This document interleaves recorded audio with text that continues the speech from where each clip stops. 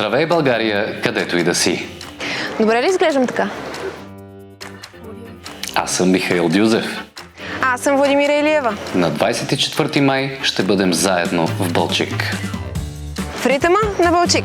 С шармантната Прея. Помниш ли каза ми, че невъзможно е да сме каквито не сме.